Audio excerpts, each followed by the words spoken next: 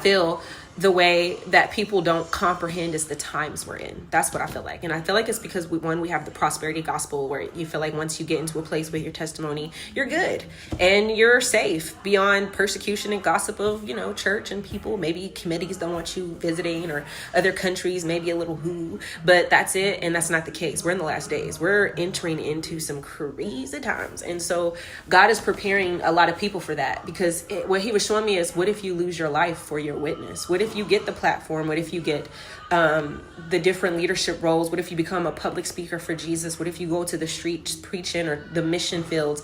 What would happen if you actually lost your life? What would happen if you didn't realize that that very place you entered into after you got to that point would actually cost you everything, right? Just because you wanted to speak. And so this is why God doesn't want people to just prematurely put themselves out there, because they're trying to seek after notoriety and applause of people, or they're trying to whatever. He has a specific time. And let me tell you why. Because if you are like a candle and you light that candle, it's not going to last a very long time. That's why with the foolish virgins and the wise virgins, they waited until the bridegroom was there before they lit their lamps to then journey in that way. If you prematurely promote yourself, put yourself on a platform that God didn't give for your specific appointed time, what do you think's going to happen? Especially if you don't realize that in the future, you were called to be a martyr. So you think that this is just going to collectively lead up to what you still... You know what I mean? Just like other people don't survive the consequences of their sin always. And it doesn't necessarily have to be death. It can be like kill, steal, destroy of different various things in life that you never get to come back from. How much more something very important when it's coming to God using you on a platform setting or getting ready to push you out into leadership.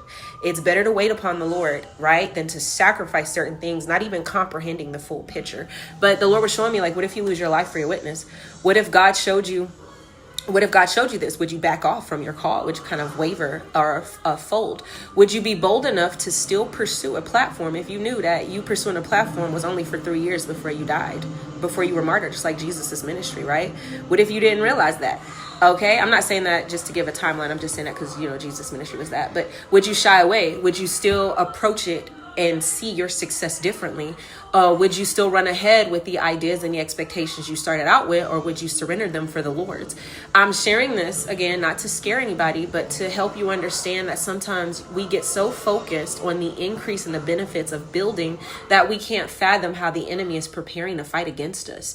You don't know what God knows. And that's why even in war, we have to ask him, Father, your heart and your mind, your strategy, your guidance, your instructions for this battle. And of course, if it's not our time, no harm will come. That's something else I want you to keep